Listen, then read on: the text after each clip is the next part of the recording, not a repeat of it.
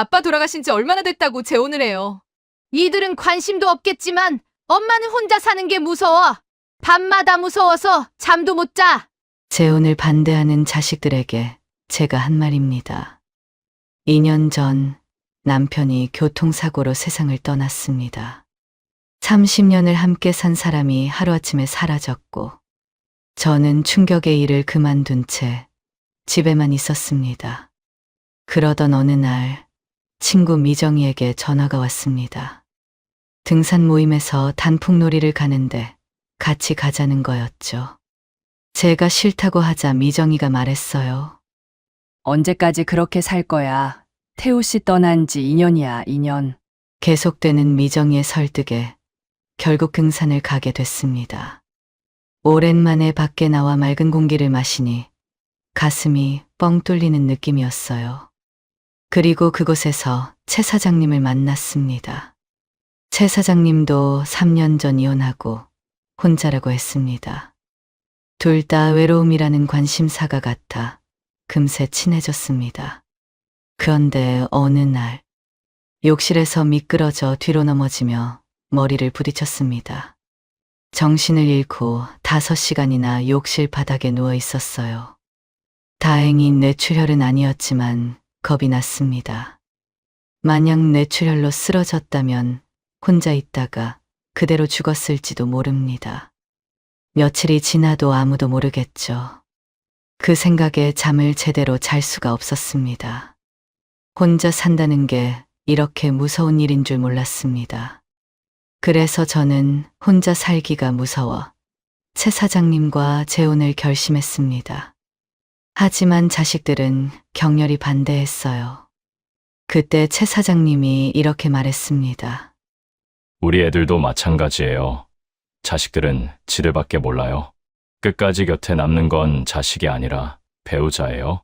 우리 둘이 행복하게 살아봅시다. 그렇게 혼인신고를 하고 새 출발을 했습니다.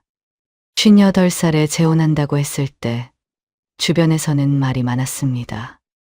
나이 들어 하는 재혼은 무조건 실패하고 결국 후회하게 된다고 했죠. 그 말이 틀렸다는 걸 증명하고 싶어서 저는 더 열심히 행복하게 살려고 했습니다. 하지만 재혼 1년 후 저는 모두에게 버림받았습니다. 나이 들어서 하는 재혼은 정말 무조건 실패하는 걸까요? 제 이야기 끝까지 들어주시고 여러분들의 생각을 남겨주세요.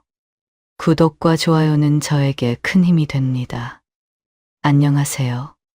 저는 58살 박지숙입니다. 2년 전 남편이 세상을 떠났어요. 교통사고였습니다. 아침에 출근한다고 나간 사람이 싸늘한 주검이 되어 돌아왔죠. 33년을 함께 산 사람이 하루아침에 사라졌습니다. 장례를 치르고 나니 넓은 아파트에 저 혼자 남았습니다. 32평짜리 아파트가 이렇게 넓었나 싶었어요. 남편이 있을 때는 몰랐는데 혼자 남으니 방마다 텅 빈 느낌이 들었습니다. 밤이 제일 무서웠어요. 조용해지면 가전제품 소음이 유독 크게 들렸습니다. 냉장고 돌아가는 소리, 보일러 작동하는 소리. 그 소리들이 마치 남편이 억울하다고 외치는 것 같았어요. 갑자기 죽어서 억울하다고, 왜 나만 두고 갔냐고. TV를 크게 틀어놔도 소용없었습니다. 가슴 속으로 파고드는 시린 적막함에 숨이 막힐 지경이었어요. 작은 집으로 이사를 가면 덜할까 싶었습니다. 하지만 이사는 못 갔어요. 아들하고 딸이 아직 결혼을 안 했거든요. 나중에 결혼할 사람을 데리고 왔는데 집이 작으면 좀 그럴 것 같았습니다. 체면이라는 게 있잖아요. 아들은 32, 딸은 30인데 둘 다 서울에서 직장 생활 중입니다. 명절에나 얼굴 보고 평소에는 전화도 잘 안 합니다. 혼자 남은 엄마한테는 관심이 없는 것 같았죠.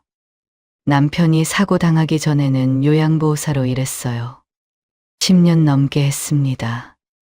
어르신들 돌보는 일이 보람도 있고 무엇보다 밖에 나가서 사람들 만나는 게 좋았죠. 그런데 남편이 갑자기 죽고 나니 아무것도 할 수가 없었어요. 충격이 너무 컸습니다. 일주일만 쉬자, 한 달만 쉬자 하다 보니 2년이 지나버렸어요. 다행이라고 해야 할까요? 남편 사망보험금이 5억이나 들어왔습니다. 큰 돈이었어요. 하지만 한 푼도 쓰지 않았습니다. 나중에 애들 결혼할 때 주려고요. 대신 남편 퇴직금하고 모아둔 돈으로 생활했습니다. 그렇게 2년을 보냈습니다.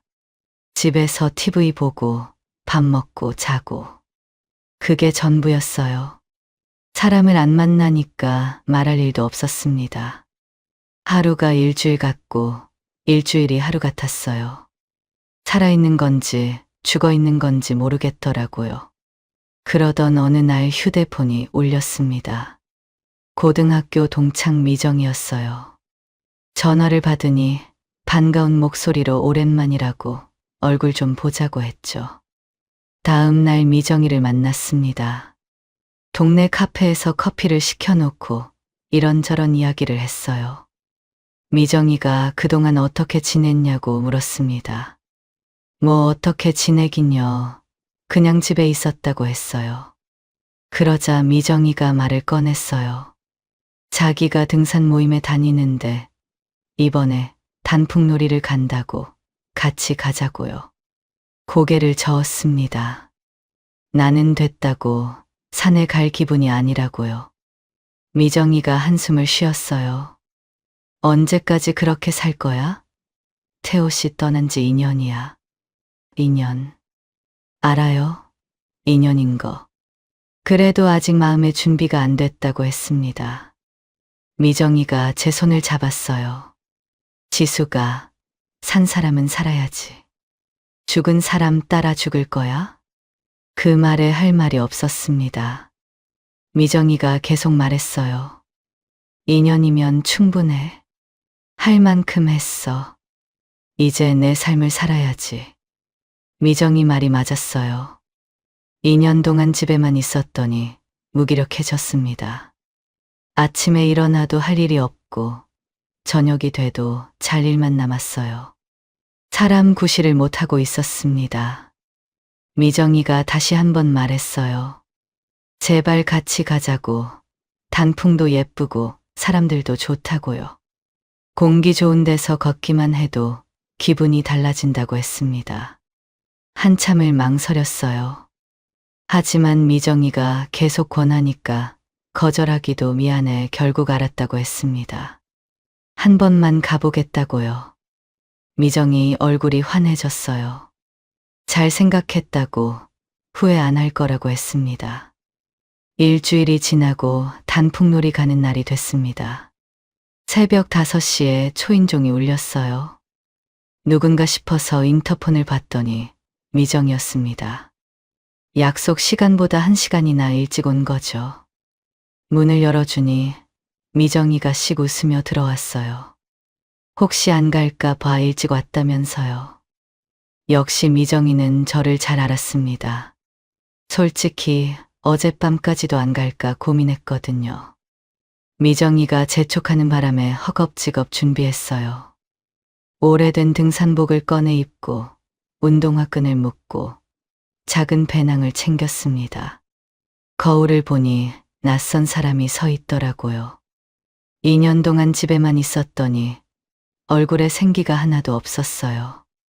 아파트 앞 큰 길에 나가서 기다리니 얼마 지나지 않아 관광버스가 도착했습니다. 문이 열리고 미정이를 따라 올라탔어요. 버스 안에는 이미 50에 60대로 보이는 사람들이 등산복을 입고 앉아 있었습니다. 미정이가 타자마자 여기저기서 인사가 쏟아졌어요. 미정 씨 왔어요. 오랜만이에요. 하면서요. 미정이가 사람들한테 손을 흔들며 빈자리로 향했습니다. 창가 자리에 앉으니 옆에 앉은 아주머니가 물었어요. 이분은 누구세요? 미정이가 제 어깨를 툭 치며 대답했습니다. 제 친구요. 오늘 처음 나왔어요. 아주머니가 반갑다며 잘 오셨다고 했어요. 어색하게 웃으며 인사를 했습니다. 30분쯤 지나니 버스 좌석이 다 찼어요. 기사님이 문을 닫고 출발하자 버스가 고속도로로 들어섰습니다. 그때 앞쪽에서 신나는 트로트 음악이 흘러나왔어요. 총무라는 사람이 마이크를 잡고 일어났습니다. 자, 오늘 일정 말씀드릴게요. 오대산 가서 단풍 구경하고 내려와서 근처 식당에서 능이백숙에 막걸리 한잔하고 돌아옵니다. 사람들이 박수를 쳤어요. 총무가 앉자 음악 소리가 더 커졌습니다. 그러자 사람들이 엉덩이를 들썩이기 시작했어요. 통로에 나와서 춤을 추는 사람도 있었죠. 처음 보는 광경이었습니다. 다들 재미있게 사는구나 싶었어요. 2년 동안 집에서 TV만 보던 저와는 딴 세상 사람들 같았습니다. 그렇게 3시간을 달려 오대산에 도착했어요. 버스에서 내리니 선선한 바람이 불었습니다. 산 입구부터 단풍이 물들어 있었어요. 빨간색, 노란색, 주황색이 섞인 풍경이 눈앞에 펼쳐졌죠. 사람들은 친한 사람들끼리 모여서 산을 오르기 시작했어요. 저는 미정이를 따라갔습니다. 등산로를 걸으며 단풍 사진을 찍었어요. 미정이가 여기서 찍자, 저기서 찍자 하며 포즈를 잡았죠. 오랜만에 밖에 나와서 맑은 공기를 마시니 가슴이 뻥 뚫리는 느낌이었어요. 다리는 좀 아팠지만 기분이 좋았습니다. 이런 게 살아있다는 느낌이구나 싶었죠. 30분 정도 산을 올랐을 때였어요. 저만 제 앞에서 혼자 단풍 사진을 찍는 중년 남자가 보였습니다. 미정이가 그 남자를 보더니 반갑게 다가갔어요. 최 사장님, 혼자 오셨어요? 최 사장이라는 사람이 돌아봤습니다. 60대 초반쯤 되어 보였어요. 키가 크고 인상이 좋았습니다. 최 사장님이 씁쓸하게 웃으며 대답했어요.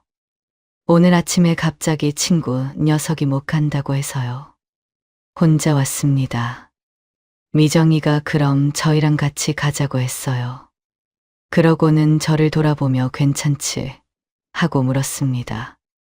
괜찮다고 고개를 끄덕였어요. 최 사장님이 저를 보며 물었습니다. 누구시냐고요? 미정이가 대신 대답했어요. 제 친구요. 오늘 처음 나왔어요.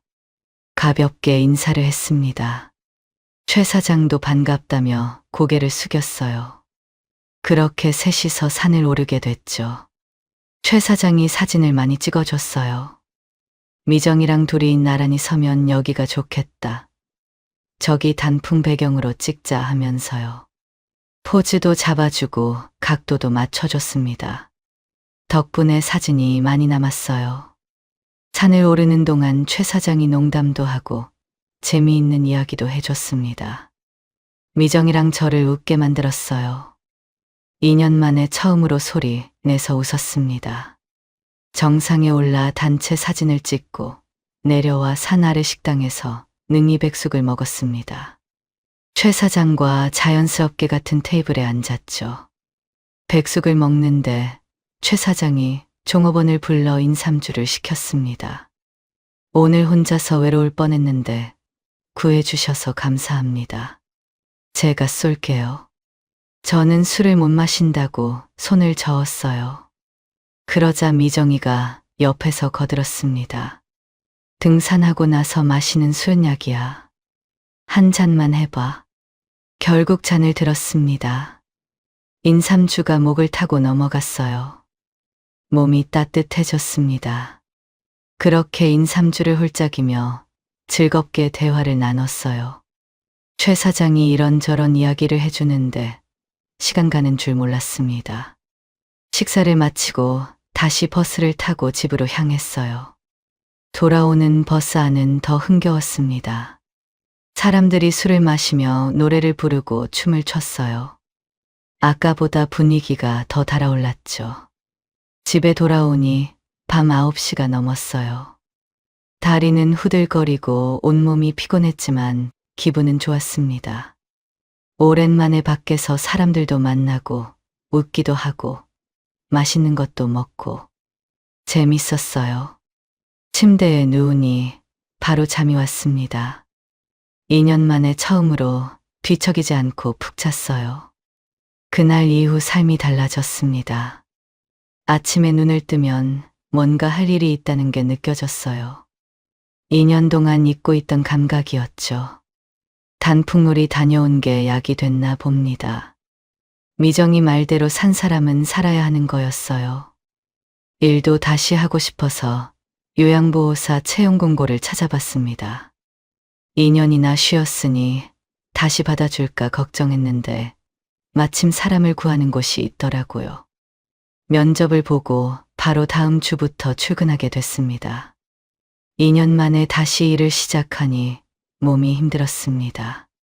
어르신들 씻기고 밥 먹여드리고 산책시켜드리고 예전에는 거뜬히 하던 일인데 체력이 많이 떨어졌더라고요.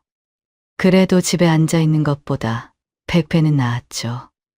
땀 흘리며 움직이니 살아있다는 느낌이 들었습니다.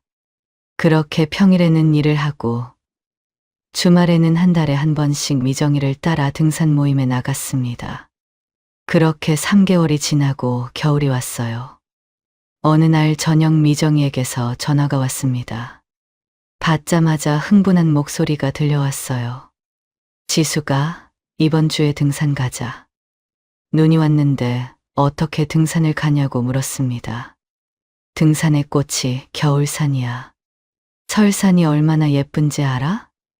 미정이가 침이 마르도록 설산 자랑을 했습니다. 눈 덮인 나무가 얼마나 예쁜지, 하얀 세상이 얼마나 환상적인지. 눈 오기만 기다렸다면서 흥분을 가라앉히지 못하더라고요. 위험하지 않냐고 물었더니 장비만 잘 갖추면 전혀 위험지 않다고 했죠. 결국 알았다고 했습니다. 미정이가 그렇게까지 말하면 한번 가봐야죠. 주말이 다가올수록 저도 기대가 됐습니다. 미정이가 계속 설산 사진을 보내주면서 이런 거 볼 거라고, 완전 좋아할 거라고 했거든요. 등산복도 미리 꺼내놓고 아이젠도 챙겼습니다. 드디어 당일 새벽이 됐어요. 모임 준비를 마치고 미정이를 기다렸습니다. 그런데 아무리 기다려도 미정이가 오지 않았어요. 이상하다 싶어서 전화를 걸었습니다. 어디냐고 물으니 목소리가 어두웠습니다. 지수가, 미안해. 나 지금 병원이야. 깜짝 놀라서 왜 병원이냐고 물었어요. 미정이 남편이 어젯밤에 갑자기 복통으로 쓰러져서 응급실에 왔다고 했습니다. 밤새 검사하고 이제야 좀 안정됐다면서 오늘은 못 갈 것 같다고 미안해했어요. 남편은 괜찮냐고 많이 걱정됐겠다고 했습니다.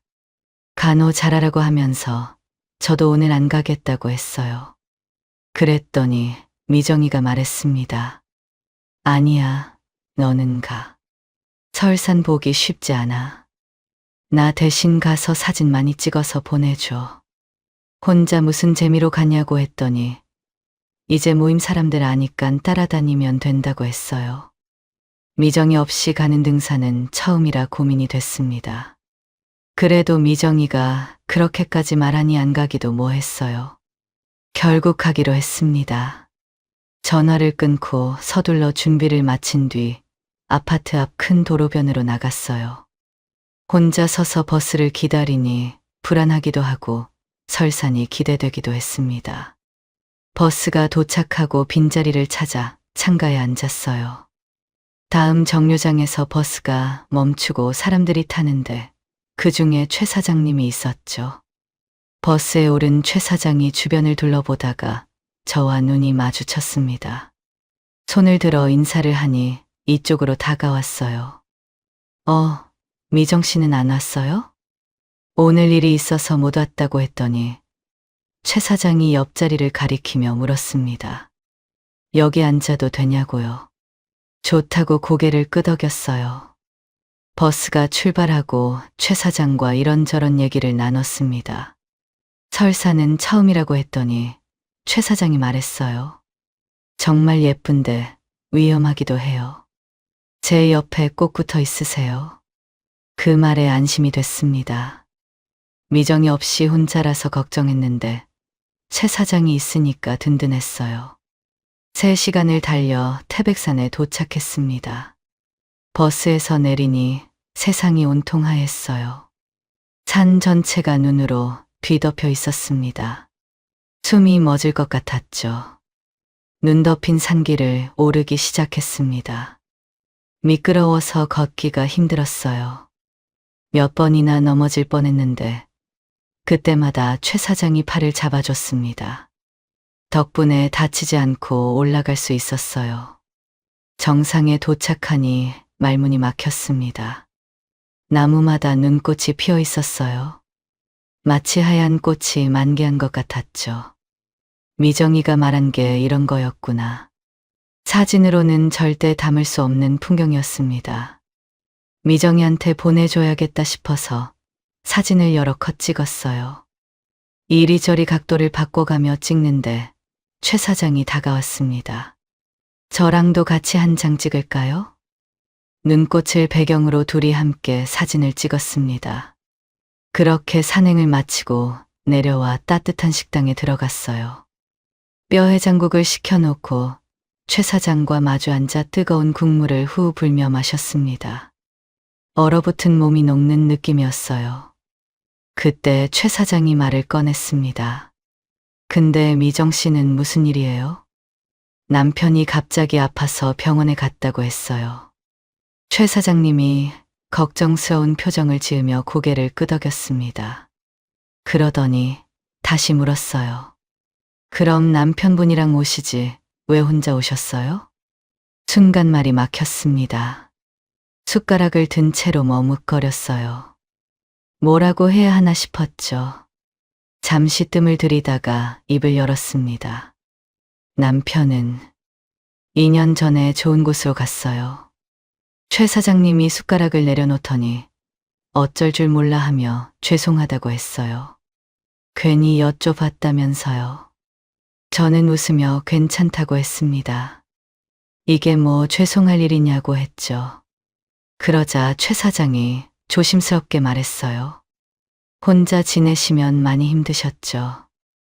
이제는 적응했다고 했습니다. 처음에는 힘들었는데 시간이 약이더라고요. 그랬더니 최 사장이 잠시 뜸을 들이다가 입을 열었어요. 저도 다른 이유지만 혼자입니다. 예? 하고 되물었습니다. 최 사장이 씁쓸하게 웃으며 대답했어요. 이혼했어요. 혼자 산 지 3년 넘었습니다. 그 말 뜻을 그제야 이해했습니다. 저도 모르게 웃음이 나왔어요. 최 사장도 따라 웃었죠. 그렇게 둘이서 혼자 사는 이야기를 나눴습니다. 밤에 집이 얼마나 조용한지, 밥 혼자 먹으면 얼마나 맛이 없는지, 아플 때 얼마나 서러운지. 말하지 않아도 서로 아는 것들이었어요. 공감이 되니까 말이 술술 나왔습니다. 뼈해장국 그릇이 어느새 바닥을 보였어요. 얼마나 이야기를 했는지 시간 가는 줄 몰랐습니다. 식사를 마치고 버스를 타고 돌아오는 동안에도 최 사장과 이야기를 멈추지 않았어요. 자식 이야기, 옛날 이야기, 요즘 뭐 하며 사는지. 3시간이 금방 지나갔습니다. 제가 내릴 정류장이 가까워지자 자리에서 일어났어요. 최 사장에게 오늘 도와주셔서 감사하다고 인사했습니다. 덕분에 설산도 무사히 다녀왔다고요. 최 사장이 손사래를 치며 말했어요. 제가 더 고마워요. 덕분에 심심하지 않았습니다.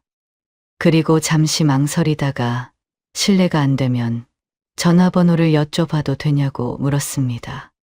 잠깐 고민했습니다. 하지만 거절할 이유가 없었죠. 번호를 알려주고 버스에서 내렸습니다. 집에 돌아와 옷을 갈아입고 소파에 앉았어요. 오늘 찍은 사진을 정리해서 미정이에게 카톡으로 보내줬습니다. 설산 사진이랑 같이 잘 다녀왔다는 메시지를 덧붙였죠. 미정이가 바로 답장을 보내왔어요. 너무 예쁘다고 부럽다면서 다음 주에 만나서 얘기하자고 했습니다. 다음 주 주말에 미정이를 만났어요. 카페에 마주 앉아 커피를 시켜놓고 설산 이야기를 꺼냈어요. 미정이 말대로 정말 너무 좋았다고, 눈꽃이 핀 나무들이 환상적이었다고 했죠. 그러자 미정이가 누구랑 다녔냐고 물었어요. 최 사장이 도와줘서 잘 다녀왔다고 했더니 미정이가 잘 됐다며 고개를 끄덕였습니다. 그러면서 제가 덧붙였어요. 근데 최 사장님도 혼자 사시더라고. 그래서 말이 잘 통했어. 미정이 눈이 커졌습니다. 몰랐다면서 어쩐지 하고 말 끝을 흐렸어요. 뭐가 어쩐지냐고 물었더니 아무것도 아니라며 얼버무렸어요. 뭔가 숨기는 것 같았지만 더 캐묻지는 않았습니다. 대신 예전부터 궁금했던 걸 물어봤어요. 근데 왜 최 사장님이야? 뭐 하시는 분이야? 미정이도 잘 모른다고 했습니다. 등산 모임 처음 갔을 때 사람들이 그렇게 불러서 자기도 그냥 따라 부른다 했어요. 어디서 크게 장사를 한다는 것 같다고 했습니다. 그렇게 둘이서 신나게 수다를 떨다 저녁 무렵 집에 돌아왔어요. 간단하게 저녁을 먹고 씻으러 욕실로 들어갔습니다. 그 순간 발이 미끄러지면서 중심을 잃었어요. 그리고는 갑자기 눈앞이 캄캄해지더니 정신이 아득해졌습니다. 그리고 정신을 차려보니 욕실 바닥에 누워 있었어요. 뒤통수가 지끈거리고 머리가 어지러웠습니다. 간신히 몸을 일으켜 욕실에서 나왔어요. 부엌에서 물을 한 컵 마시며 시계를 보다 깜짝 놀랐습니다. 5시간이나 지나 있었거든요. 잠깐 넘어졌다 일어난 줄 알았는데 5시간 동안 기절해 있었다니. 소름이 돋았습니다. 만약 머리를 더 세게 부딪혔으면 혼자 있다가 그대로 죽었을 거예요. 며칠이 지나도록 아무도 몰랐겠죠. 그 생각에 온몸이 차갑게 식었습니다. 공포가 밀려왔어요. 그날 밤 뜬 눈으로 지새웠습니다. 눈을 감으면 기절했던 순간이 계속 떠올랐거든요. 아침이 됐는데도 두통과 어지럼증이 가시지 않았어요. 이건 아니다 싶어서 병원에 갔습니다. 접수를 하고 CT 촬영을 한 뒤 대기실에서 기다렸어요. 불안한 마음에 손을 비비며 앉아 있었습니다. 이름이 불려서 진료실에 들어갔어요. 의사 선생님이 화면을 보더니 말했습니다. 다행히 뇌출혈 증세는 없고요. 뇌진탕으로 보입니다. 안도의 한숨이 나왔어요. 하지만 의사 선생님 말이 이어졌습니다. 두통과 어지럼증이 있는 동안은 절대 안정이 필요하다고 했어요. 한 번 기절했기 때문에 다시 기절할 수 있다고 했습니다. 그리고 의사 선생님은 혹시 일을 하냐고 물었습니다. 요양보호사로 일한다고 했더니 당분간은 쉬는 게 좋겠다고 했어요. 언제까지 쉬어야 하냐고 물으니 일단 두통과 어지럼증이 없어지고 한 달 후에 다시 오라고 했습니다. 그때까지는 절대 무리하면 안 된다고 했습니다. 병원을 나오면서 가슴을 쓸어내렸습니다. 뇌출혈이 아니라서 다행이었어요. 만약 뇌출혈로 쓰러졌으면 혼자 있다가 그대로 죽었을 겁니다. 운이 좋았어요. 이번에는요. 병원에서 돌아온 뒤 요양원에 전화를 걸었습니다. 사정을 말하고 당분간 일을 쉬겠다고 했더니 원장님이 걱정하며 푹 쉬고 오라고 했어요. 그렇게 다시 집에 갇혔습니다. 2년 만에 바깥 생활을 시작했는데 또다시 집에만 있게 됐어요. 낮에는 그나마 괜찮았습니다. TV도 보고 밥도 해먹고. 문제는 밤이었어요. 눈만 감으면 욕실에서 넘어지던 순간이 떠올랐습니다. 뒤통수가 바닥에 부딪히던 그 느낌, 눈앞이 캄캄해지던 그 순간. 만약 다시 쓰러지면 어떡하지? 이번에는 진짜 죽으면 어떡하지? 그 생각에 잠을 제대로 잘 수가 없었어요. 혼자 산다는 게 이렇게 무서운 일인 줄 몰랐습니다. 그렇게 2주가 지났을 때 미정이에게서 전화가 왔어요. 주말에 등산 가자면서요. 그동안 있었던 일을 말해줬습니다. 욕실에서 넘어져서 뇌진탕 판정받았다고, 일도 쉬고 있다고요. 미정이가 깜짝 놀라며 왜 말 안 했냐고 했어요. 걱정 끼치기 싫어서 그랬다고 했더니 조심하라면서 푹 쉬라고 했습니다. 일주일이 더 지났어요. 집에서 쉬고 있는데 휴대폰이 울렸습니다. 화면을 보니 최 사장님이라고 떠 있었어요. 뭔 일인가 싶어서 전화를 받았더니 미정이한테 들었다며 다친 데는 괜찮으시냐고 물었습니다. 많이 좋아졌다고 했더니 걱정 많이 했다면서 시간 되면 차 한잔 하자고 하더라고요. 잠시 고민했습니다. 다친 뒤로 3주 가까이 집에만 있었거든요. 답답했어요. 3주 동안 천장만 보고 있었으니까요. 바람도 쐴 겸 좋다고 했더니 최 사장님이 집 주소를 물었습니다. 근처로 오겠다고요. 1시간쯤 후에 집 앞 카페에서 만났어요. 최 사장님이 들어오자마자 저를 보더니 얼굴이 안 좋다며 걱정스러운 눈빛으로 쳐다봤습니다. 마주 앉아 커피를 시켜놓고 그동안 있었던 일을 자세히 말해줬어요.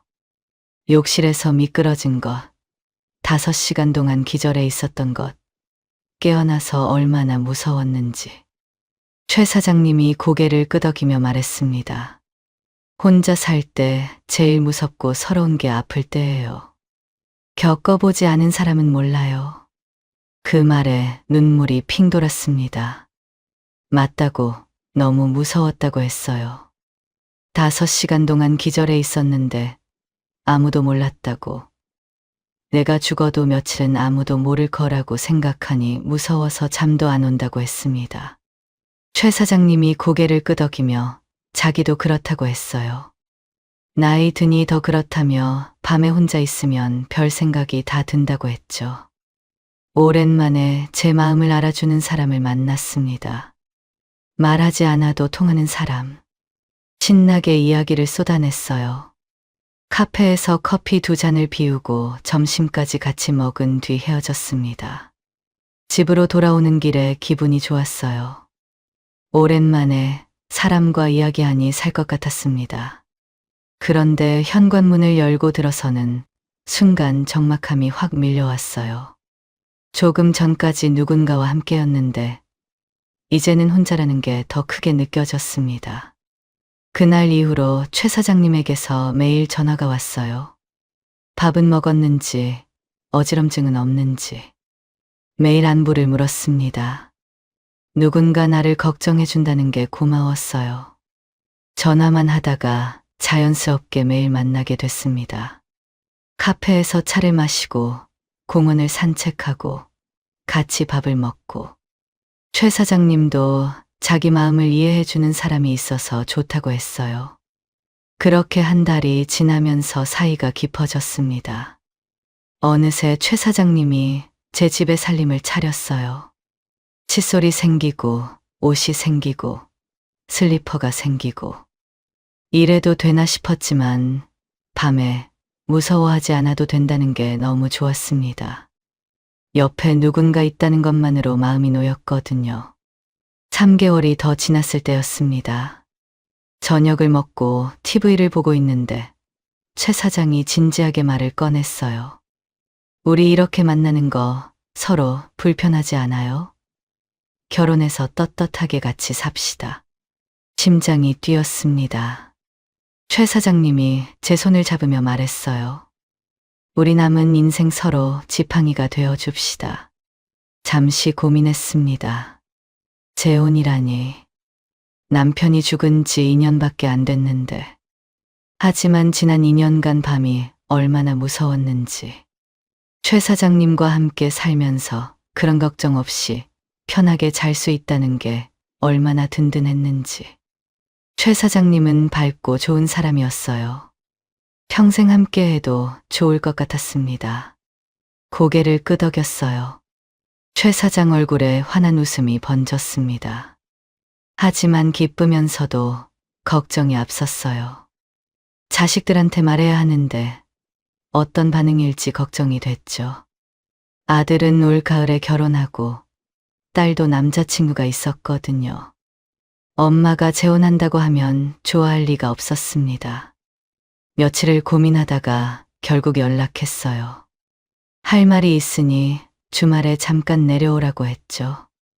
아들이 무슨 일이냐고 물었지만 만나서 얘기하자고만 했어요.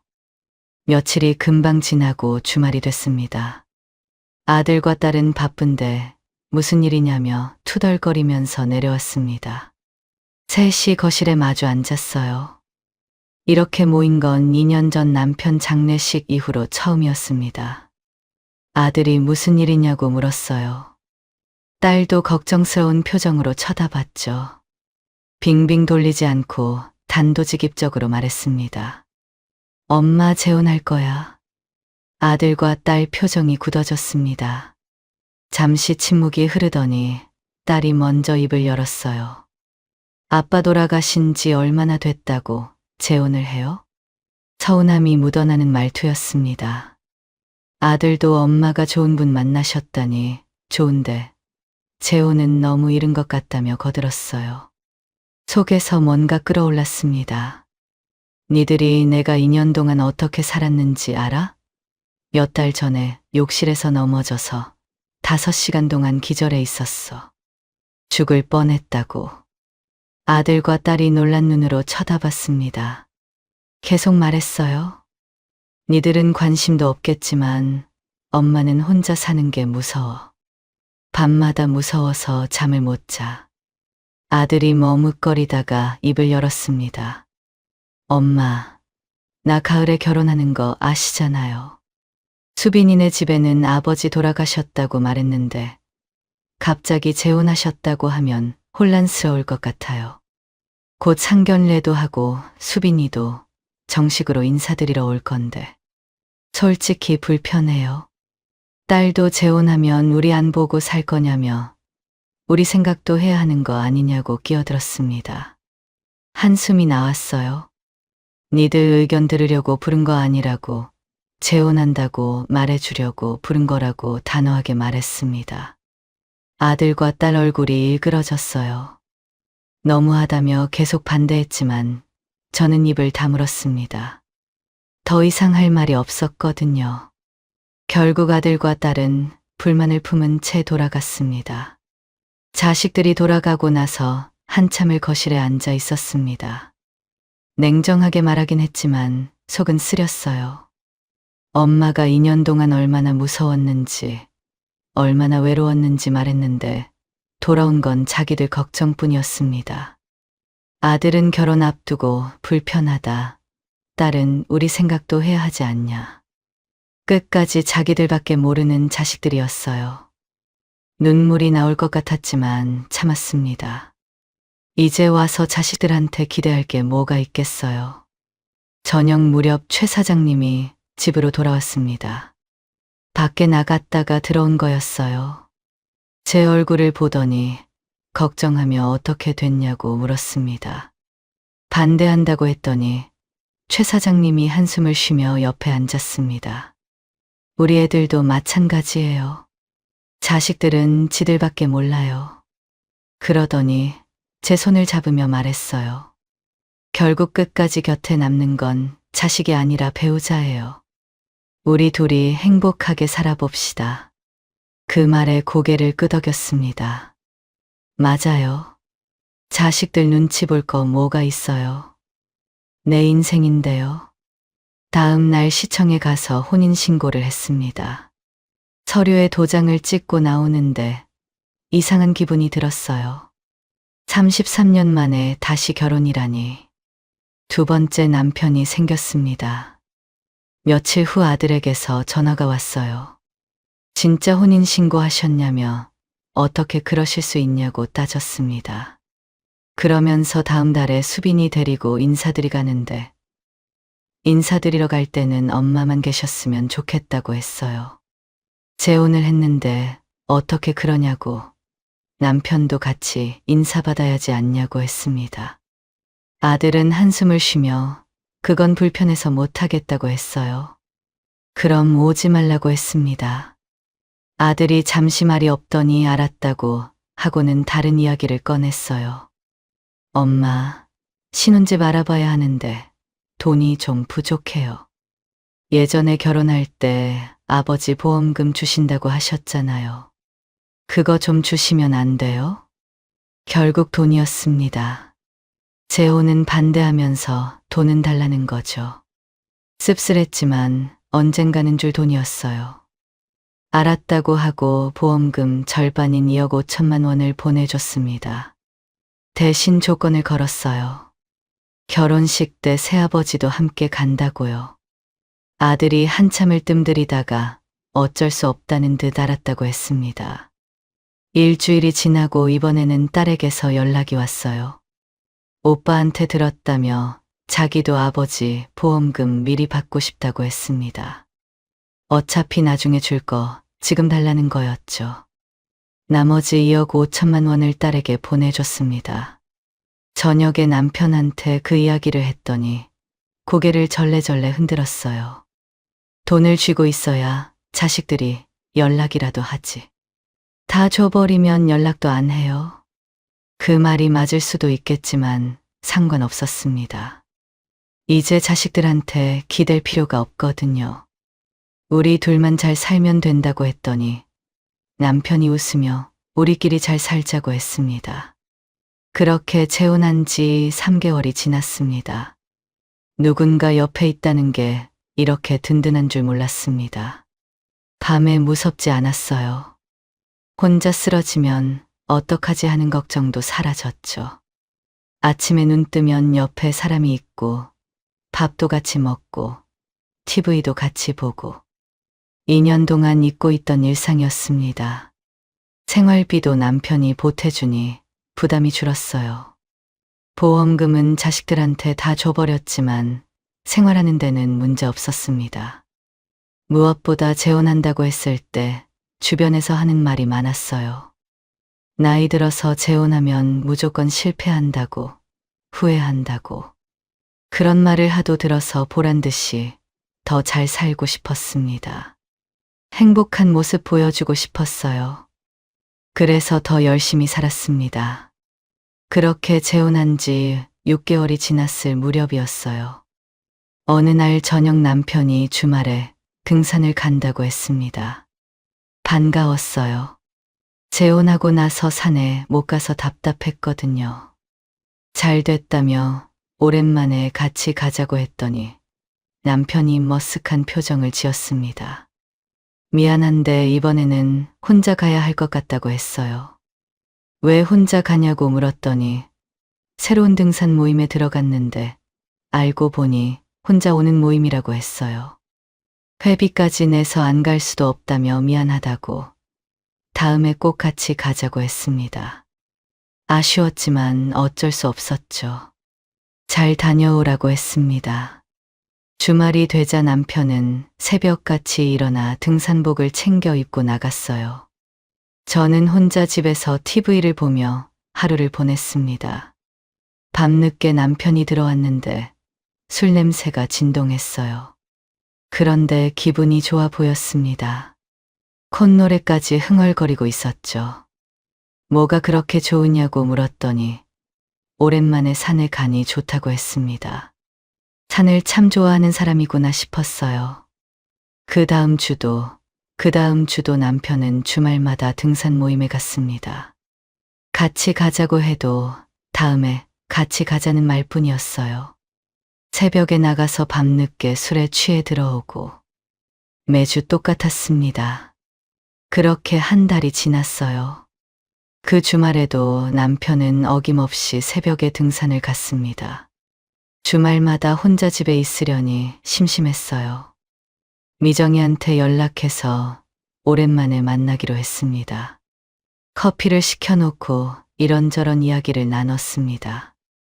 미정이가 재혼 생활 어떠냐고 물었어요. 너무 좋다고 했습니다. 밤에 안 무섭고 밥도 같이 먹고 든든하다고요. 그런데 남편이 주말마다 등산 모임에 가서 주말에는 좀 심심하다고 했죠. 그 말을 듣더니 미정이 표정이 어두워졌습니다. 뭔가 할 말이 있는 것 같은데 말을 하지 않는 것 같았어요. 왜 그러냐고 물었더니 머뭇거렸습니다. 다시 한번 왜 그러냐고 말해보라고 했어요. 미정이가 한숨을 쉬더니 입을 열었습니다. 기분 나쁘게 듣지 마. 사실 최 사장님 등산 모임에서 소문이 좋지 않았어. 무슨 소문이냐고 묻자 미정이가 뜸을 들이다가 말했어요. 여자 만나러 등산 모임 나온다는 소문이 있었어. 미정이도 처음 등산 모임 갔을 때 최 사장님이 다가와서 친절하게 이것저것 알려주면서 접근했다고 했어요. 근데 남편 있다고 하니까 바로 멀어지더라고요. 순간 머리가 멍해졌습니다. 하지만 웃으며 대답했어요. 아닐 거라고. 돈도 있는 사람이 뭐하러 어렵게 등산 모임에서 여자를 만나겠냐고요. 미정이는 그러면 다행이라고 했습니다. 저도 아니라고 믿고 싶었어요. 그날 밤 집으로 돌아왔습니다. 미정이한테는 아니라고 했지만 머릿속이 복잡했어요. 정말 아무것도 아닌 걸까? 확인하고 싶었습니다. 그날 밤도 남편은 늦게 들어왔고 역시나 술에 취해 있었습니다. 피곤하다며 씻고 바로 잠자리에 들었어요. 옆에 누워서 코를 골기 시작했죠. 한참을 고민하다 남편 핸드폰을 집어 들었습니다. 그리고 잠든 남편 손을 가져와 지문으로 잠금을 풀었습니다. 먼저 사진첩을 열었어요. 오늘 산에서 찍은 사진들이 쭉 있었습니다. 정상 사진, 음식 사진. 역시 산을 좋아하는 사람이구나 싶었어요. 그런데 사진을 넘기다가 멈췄습니다. 여자와 함께 찍은 사진이 있었어요. 나란히 서서 활짝 웃고 있었습니다. 처음 보는 여자였어요. 심장이 쿵쾅거렸습니다. 카카오톡을 열었어요. 그리고 충격에 빠졌습니다. 등산 모임 여자와 나눈 대화가 줄줄이 있었어요. 오늘 너무 좋았다. 다음 주에도 보자. 보고 싶다. 그리고 방금 전에 주고받은 메시지. 모텔에서 나와서 집에 가는 중이라는 내용이었습니다. 손이 떨렸어요. 방금 전까지 남편은 그 여자와 모텔에 있었던 거였습니다. 미정이 말이 맞았어요. 결국 못 참고 남편을 깨웠습니다. 남편은 눈을 비비며 짜증을 내며 말했어요. 자는 사람을 왜 깨워요? 눈도 제대로 못 뜨는 남편 얼굴에 핸드폰을 들이밀었습니다. 이게 뭐냐고, 바람 피고 다닌 거냐고 물었어요. 남편이 핸드폰을 보더니 표정이 굳어졌습니다. 그러더니 되려 화를 냈어요. 왜 남의 핸드폰을 봐요? 기가 막혔습니다. 지금 누가 누구한테 화를 내냐고, 이게 뭐냐고 소리쳤어요. 남편은 억울하다는 듯 그냥 등산 모임 회원이라고 아무것도 아니라고 했습니다. 그냥 회원이랑 모텔도 가? 남편은 체념한 듯 아무 말도 하지 않았어요. 눈물이 쏟아졌습니다. 자식들 버리면서까지 결혼했는데 고작 이러려고 한 거냐고. 그냥 등산 다니면서 여자나 만나지 왜 결혼했냐고 소리쳤습니다. 그때 술에 취한 남편이 헛웃음을 치며 말했어요. 당신은 미련하고 눈치가 없어서 안 걸릴 줄 알았지. 머리가 하얘졌습니다. 안 걸릴 줄 알았다니. 처음부터 속일 생각이었던 거예요. 당장 나가. 남편이 멍하니 쳐다봤습니다. 나가라고 다시 소리쳤어요. 남편이 투덜거리며 옷을 챙겨 나갔습니다. 현관문이 쾅 닫혔어요. 텅 빈 거실에 혼자 남았습니다. 눈물이 멈추지 않았어요. 바닥에 주저앉아 한참을 울었습니다. 자식들한테는 말도 못했어요. 부끄러워서요. 재혼한다고 할 때 그렇게 반대하더니 결국 이렇게 됐다고 어떻게 말해요. 주변에서 나이 들어 재혼하면 실패한다고 했을 때 보란 듯이 잘 살겠다고 했는데 그렇게 남편과 별거를 시작했습니다. 혼자 살기 무서워서 재혼을 했는데 더 무서운 게 있었어요. 바로 사람이었습니다.